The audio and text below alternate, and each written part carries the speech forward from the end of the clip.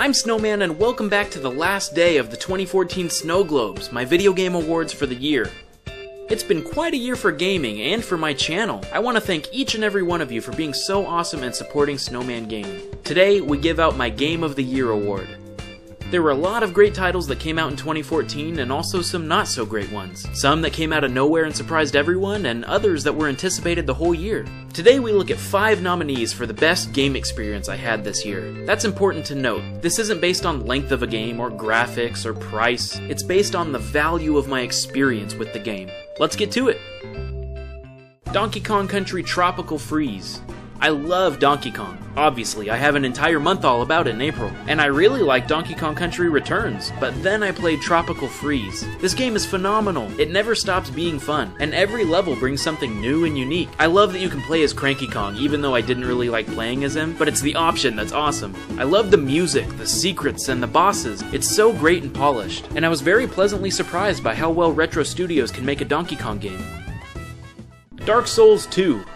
I was so excited for Dark Souls 2, it was almost unbearable when they delayed the PC release. But when it finally did come out, oh man, it was incredible. I love a lot of the small changes they made to the sequel. In fact, I made a whole video about it right here if you want to watch it. The new bosses are wickedly cool and the worlds are beautiful. It's essentially everything I wanted in a Dark Souls sequel. It's hard to live up to people's expectations, but I think From Software delivered a valiant effort.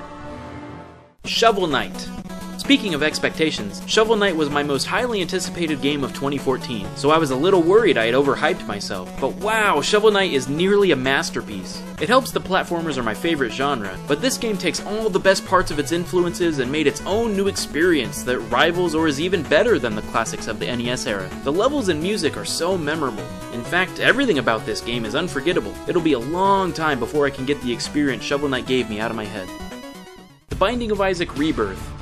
Remakes of games are a tricky thing because it's hard to look past the original and take the new game for what it is. With Rebirth, I barely even remember the original Isaac. They added so many new things, it really does feel like an entirely new experience. Tons of new items, enemies, bosses, challenges, characters, and areas. Not to mention everything we wanted from the original, better synergies. Items combined to make new items, and the possibilities of what build you become in a run are almost limitless. They took the great idea that was the original Isaac and crafted it into perfection.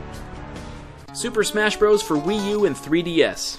Who doesn't love a good Smash Bros. Game? I've always been a fan ever since it was on the Atari 2600, but now Smash Bros. Is not only new and improved, but they came out with a portable version too. That's never been done before, it's awesome! They have so much freaking content in this game. Some new, like the Smash Run or Smash Tour modes, and some revamped and improved, like Classic mode. The roster is incredible, with all sorts of various characters, some I'd never even heard of before. This may be true of every new Smash game when it comes out, but this one seems to be the best one yet.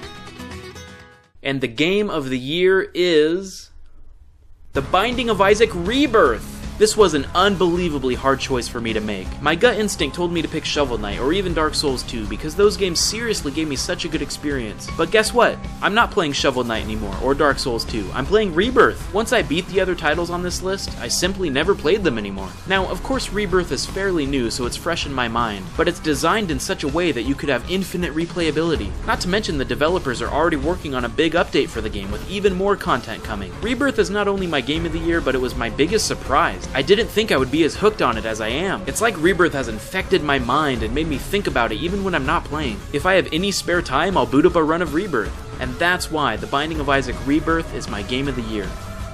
Thank you guys so much for watching the 2014 snoGlobes. It's been one crazy year for gaming and I can't wait to see what 2015 has in store. Here's to you all and to another year of gaming. See you next year!